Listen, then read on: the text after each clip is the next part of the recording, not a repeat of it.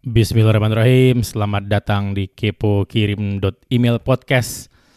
Bersama saya Fikri Fatullah. Kepo didukung oleh Kirim.email, layanan email marketing yang didesain khusus untuk bisnis seperti Anda ya.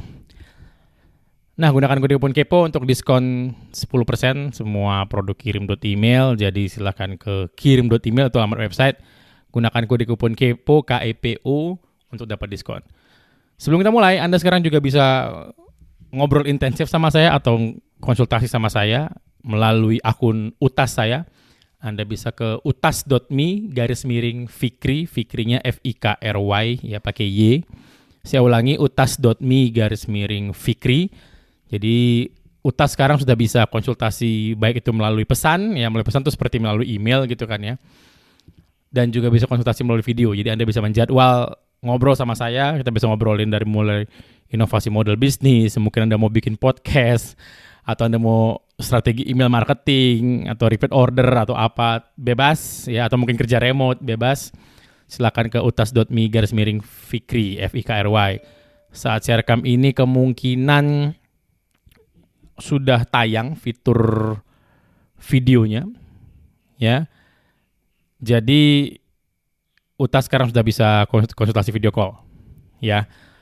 Karena ini fitur baru masih beta, jadi ya silakan jadi yang pertama untuk konsultasi dengan saya ya, silakan monggo. Oke, sekarang episode 95, kepo.blog/95 itu alamat untuk episode kali ini. Semua yang saya sebut linknya nanti di sini atau sumber-sumber dari yang saya rujuk ya, rujukan saya maksudnya. Itu bisa langsung Anda lihat di kepo.blog/95. Ya, Meta atau Facebook ya. Banyak orang bilang sekarang ya Meta adalah salah satu strategi Mark Zuckerberg untuk bisa merepositioning Facebook dari perusahaan yang sudah hancur banget supaya ada harapan baru gitu ya. Ya saya nggak akan bahas terlalu dalam soal model bisnis dan apa strategi atau seolah-olah bisa menganalisa apa rencana Mark Zuckerberg, enggak. Episode ini bukan akan bahas itu. Seperti biasa Kepo saya lebih suka mencari sesuatu yang lebih membumi ya, lebih grounded. Sesuatu yang lebih bisa kita rasakan dampaknya langsung baik itu sekarang ataupun dalam jangka panjang ya. Nah, jadi apa yang terjadi itu dulu, apa yang terjadi? Jadi yang terjadi adalah Google sekarang mengikuti Apple. Dalam 2 tahun lagi dari mungkin saya rekam ini tahun 2022, 21 Februari 2022 ya. Google akan mulai meniru apa yang sudah dilakukan Apple sejak tahun lalu, 2 tahun lalu ya kalau nggak salah ya. Yaitu membatasi akses Facebook di Android. Ya, jadi Facebook tidak bisa lagi melacak kita sembarangan, lokasi dan segala macam aktivitas nggak bisa. Jadi ngikutin Apple dari versi iOS sebelum ini ya, iOS 14 ya kalau nggak salah ya. Saya lupa. Saya sudah pernah bahas ya waktu iOS update tentang pembatasan akses ke Facebook. Saya sudah pernah bahas bagaimana dampaknya ke Facebook dan qadarullah terjadi yang saya bahas di situ prediksinya. Jadi di situ saya bahas Facebook, Apple dan kasta produk digital judulnya. Jadi itu linknya ada di kepo.blog/95. Saya sarankan baca itu dulu ya. Karena itu nanti semua relevan ke materi yang akan kita bahas hari ini. Dan bagaimana akan berdampak ke Anda ya. Dan apa yang harus dipersiapkan tentu saja. Jadi bukan cuma apa dampaknya kita ya, cara kita ngeresponnya bagaimana, karena itu yang penting ya. Setiap kejadian adalah netral kan. Bagaimana kita ngerespon itu yang lebih penting dibahas. Nah, itu akan coba kita bahas hari ini. Oke. Nah, jadi yang terjadi adalah Google akan mengikuti Apple seperti yang mungkin saya prediksi dan banyak sekali orang prediksi. Karena ujung-ujungnya ya itu langkah yang sangat masuk akal. Nggak ada orang mau dibuntutin ya semua aktivitas online-nya. Dan Meta atau Facebook, saya bilangnya dari sekarang Meta aja ya, itu hidup dari membuntuti orang lah kalau boleh dibilang gitu ya. Membuntuti semua aktivitas, melanggar privacy dan segala macam. Mereka hidup dari situ dan menjual semua datanya tuh ke pengiklan pihak ketiga. Ya, saya juga adalah orang yang menggunakan jasa Meta, jadi saya nggak akan mengatakan ya nanti takutnya kontradiktif kan kalau saya bilang, oh saya menolak layanan privasi, tapi saya pribadi menggunakan itu, ya walaupun tidak mungkin seintens banyak orang lah ya, kami ngiklan di Facebook juga, tapi sifatnya bukan yang utama, bukan primary, bukan sumber traffic utama, ya. Tapi tetap saya mengiklan.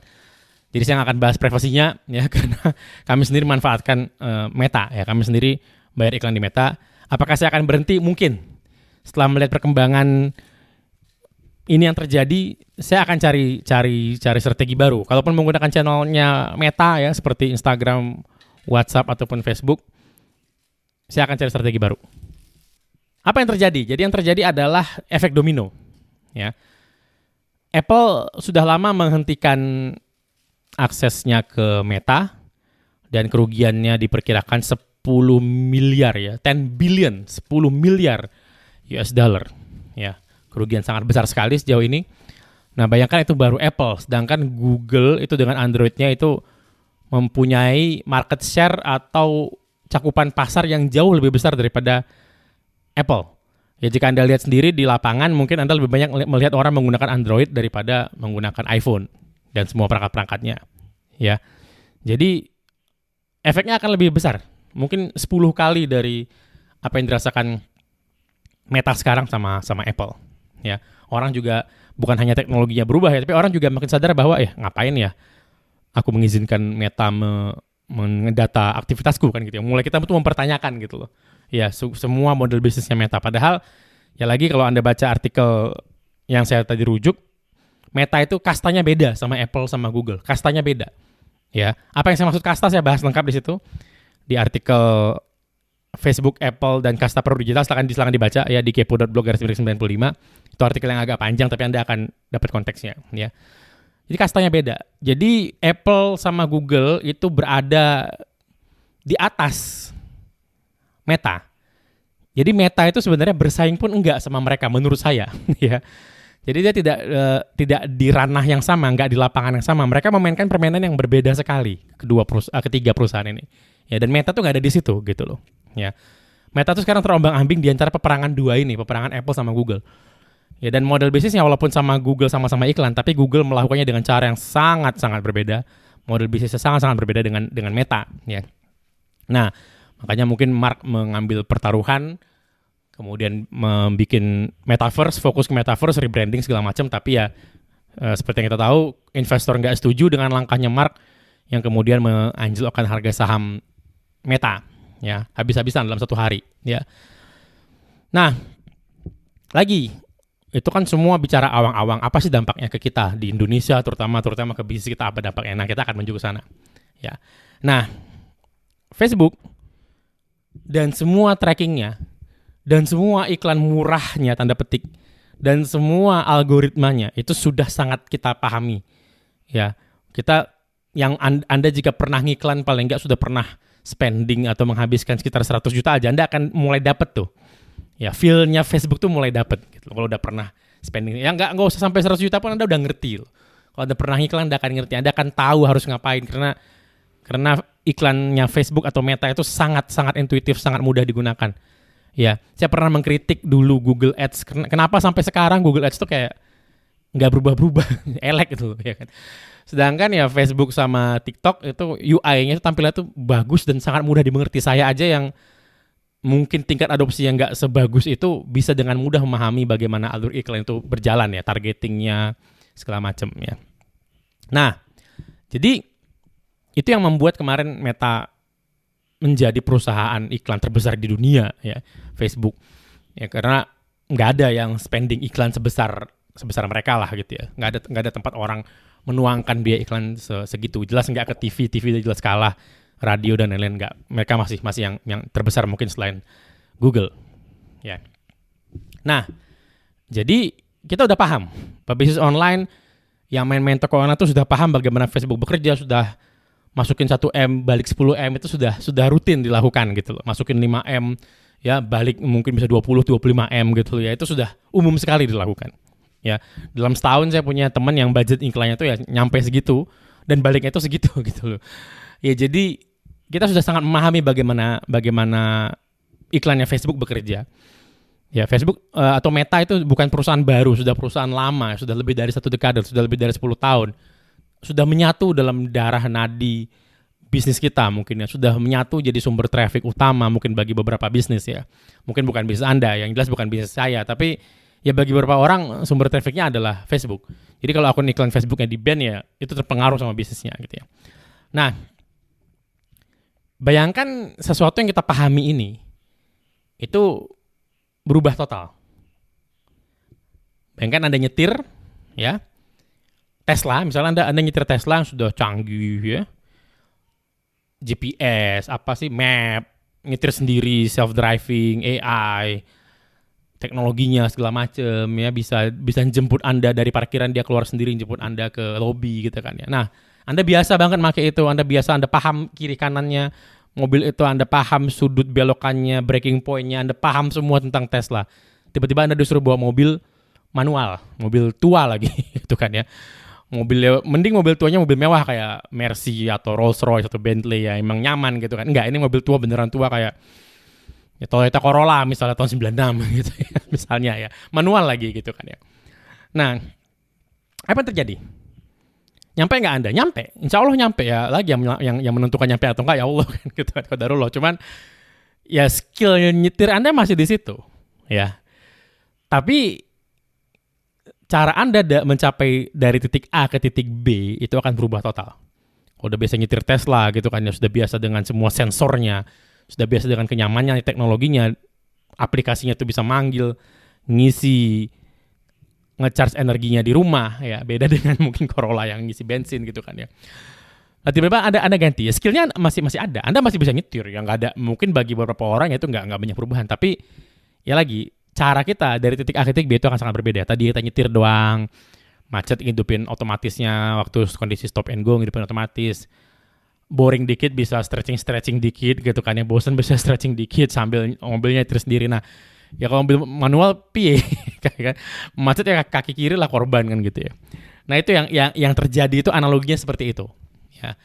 Jadi bayangkan kita sudah paham iklan Facebook sudut ke sudut, kita udah paham, ujung ke ujung udah paham, setiap jengkala kita paham, tiba-tiba berubah total gara-gara Google mengambil keputusan yang sama dengan Apple ya. Yang kemarin bilang gak ngaruh, sekarang mulai mikir nih, ya juga gitu. Ya ini juga akan ngaruh ke semua channel marketing termasuk email ya. Jadi Apple sudah melalui Apple Mail itu sudah memblokir tracking open ya. Jadi open tracking itu sudah nggak bisa lagi di Apple Mail sekarang. Ya lagi sudah saya bahas soal ini, artikelnya ada di kepo.blog/95, silakan nanti dicek ya, bagaimana strategi Anda bisa ngakalin itulah gitu ya. Nah, bayangkan lagi Google mengikuti ini, artinya Gmail itu by default memblokir semua tracker email. Sekarang kan kebuka bebas tuh ya. Nah, bayangkan nanti semua diblokir, open nggak kelacak gitu loh. Ya kita nggak tahu open rate-nya berapa kan gitu. Wah itu rame tuh ya kalau gitu kalau datang. Tapi lagi ada strateginya. Ya sama, email dan Facebook adalah channel. Ya channel bisa dibatasi sana sini, tapi strategi tetap ada ya. Nah, apa pengaruhnya? Apa pengaruhnya Facebook berubah ini? Sesuatu yang sudah kita pahami selama mungkin lebih dari 10 tahun. Sesuatu yang sudah kita mengerti ya. Kita bisa nyetirnya tutup mata mungkin kalau pakai Tesla ya. Tiba-tiba di stop. Semua fiturnya banyak menghilang, banyak nggak ada gunanya. Ada yang bilang, oh mas pakai server side tracking API. Iya, ya itu kan masih adopsinya masih belum ya. Mungkin akan segera gitu, Google dan mutusin ini mungkin akan segera. Tapi ya kita lihat lah kan ya, belum banyak terjadi di lapangan kan ya. Facebook masih mengedukasi fitur ini kan gitu ya. Lagi kita belum tahu kurang lebihnya bagaimana ya. Nah, yang ingin saya sampaikan adalah begini ya. Dalam bisnis online, dalam toko online terutama toko online, model bisnis toko online, retail lah gitu ya. Itu iklan Facebook yang murah ya, cost per klik yang murah, cost per leads yang murah, itu adalah kunci, part of the game, bagian dari permainan. Itu adalah kunci dari bisnis itu bisa bertahan atau bisa sustain ya. Jadi toko-toko online di Shopify terutama itu selama ini menikmati traffic murah ini, dan itu terus-menerus mereka lakukan selama bertahun-tahun gitu loh ya. Jadi selain Shopify yang teknologinya bagus, maka traffic murahnya Facebook adalah komponen penting di sini. Ya. Lagi saya fokus ke Meta dan Facebook dulu ya. Saya nggak fokus ke sumber traffic lain. Apakah ada? Ya ada. Cuman ini kan ceritanya bagaimana Google dan Meta itu mempengaruhi kita ya dari sisi bisnisnya. Nah, jadi traffic murahnya hilang. Jadi komponen penting dari toko online itu hilang. Saya punya teman menggunakan UTAS, ya. Pernah saya tanya, omsetnya sudah lumayan, sudah tembus 100 juta setahu saya, pakai UTAS.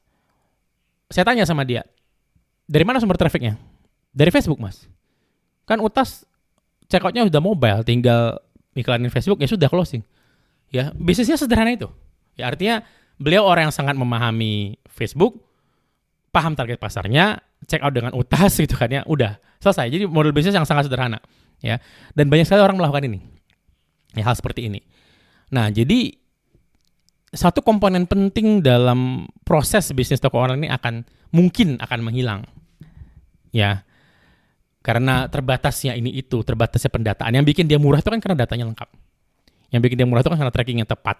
Yang bikin dia murah itu kan karena ya teknologi yang ada di mental sekarang ya.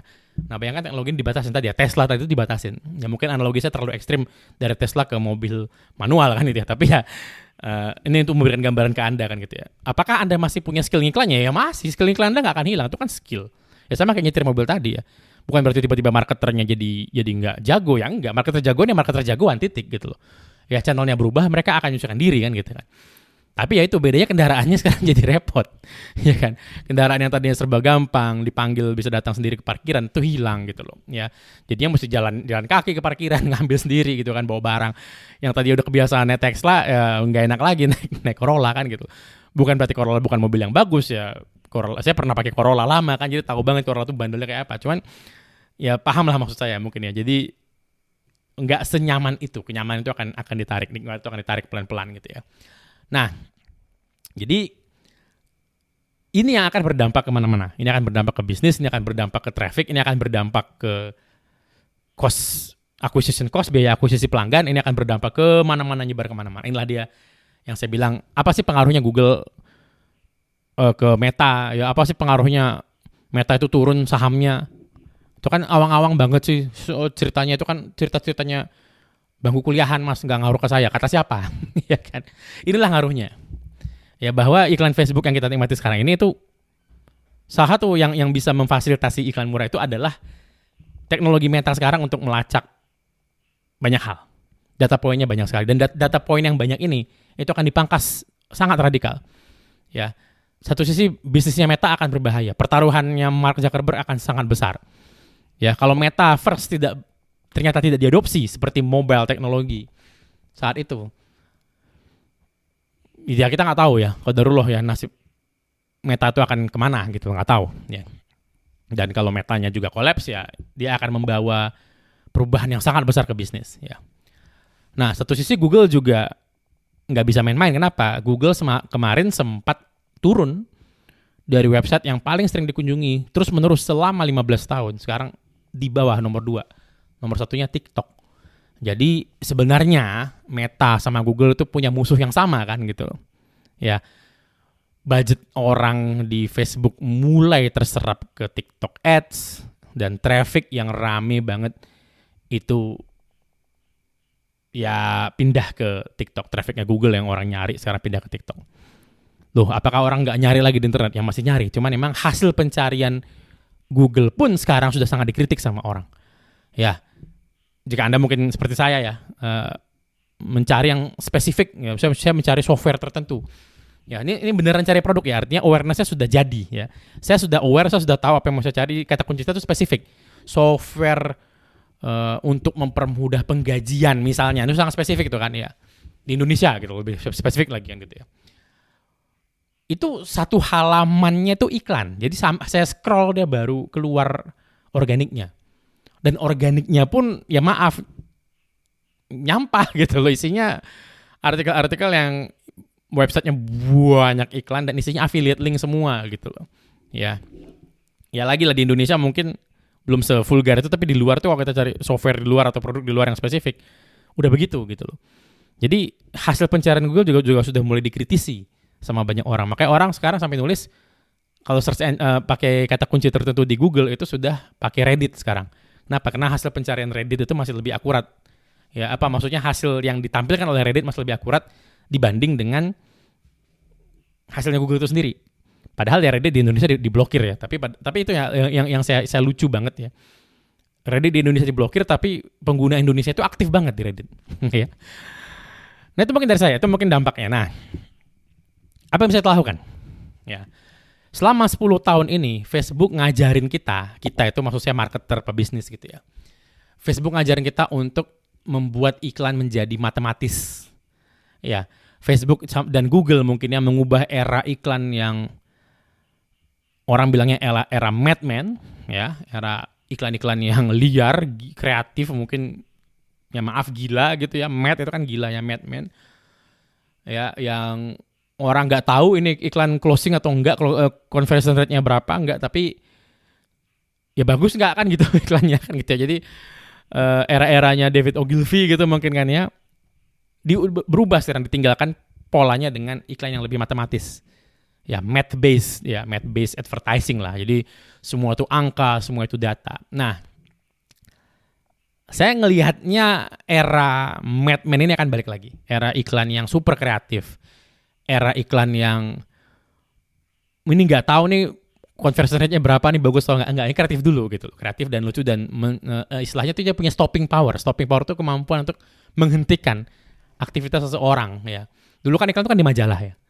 Jadi waktu dia balik ada iklan, orang tuh berhenti baca majalah untuk ngeliat iklan itu dulu. Nah itu stopping powernya iklan. Nah, saya akan ngerasa respon dari marketer yang pertama, yang paling masuk akal buat saya adalah iklan sekarang akan semakin kreatif. Kenapa? Toh nggak bisa kelacak kayak dulu. Ya nggak bisa kelacak mungkin terlalu ekstrim ya. Saya terlalu melebih-lebihkan, hiperbolis kata-kata saya. Tapi ya intinya juga trackingnya nggak akan balik kayak sekarang gitu loh. Ya iklan yang akan datang itu trackingnya nggak akan seperti sekarang detailnya gitu loh. Ya artinya ya sekarang udah fokus ke messaging power, branding ya, terus copywriting yang bagus, storytelling itu akan bermunculan lagi gitu loh. Ya karena konversi udah mulai nggak kelacak nanti, ya nggak kelacak seperti sekarang lagi. Saya nggak tahu ke depan akan seperti apa. Teknologi akan menemukan jalannya, marketer akan menemukan jalannya. Tapi dalam kondisi sekarang dengan sumber daya yang saya punya sekarang, ya ngelihat perkembangan yang terjadi sekarang, itu yang akan terjadi ke depan. Ya, jadi iklan itu sudah akan seru lagi. Nah sekarang kan iklan itu kan kayak ngebosanin. Yang penting kan heboh, diklik, ya kan. Yang penting videonya pendek, terus attention span atau ruang untuk orang memperhatikan itu sudah kecil. Nah, ini akan menarik melihat bagaimana iklan kreatif akan mulai bermunculan lagi seperti dulu. Jadi yang dulu akan balik lagi. Jadi mungkin sekarang mulai waktunya Anda belajar iklan-iklan terbaik yang ada dulu ya. Iklan-iklan terbaik sepanjang masa. Coba Anda pelajari. Iklan McDonald yang dulu-dulu ya, mungkin iklan Shell. Kalau di Indonesia banyak sekali iklan-iklan legendaris di TV ya. Iklan-iklan kayak Kopiko ya. Terus ya teh botol sosro, iklan-iklan yang legendaris yang sampai sekarang masih nempel di kita gitu loh ya. Kita ngeliat gambar itu kita bisa dengar suaranya gitu kan, saking nempelnya. Apalagi jika Anda seperti saya tumbuh besar dengan iklan-iklan seperti itu gitu loh. Iklan-iklan yang di TV, di radio berulang-ulang ya. Nah, menurut saya itu akan balik lagi ya. Karena toh ya udah enggak, ya dulu juga orang nge-trackingnya kan enggak seperti sekarang ya. Dulu kan nge-trackingnya kan dengan survei ya, dengan rating dan segala macam ya.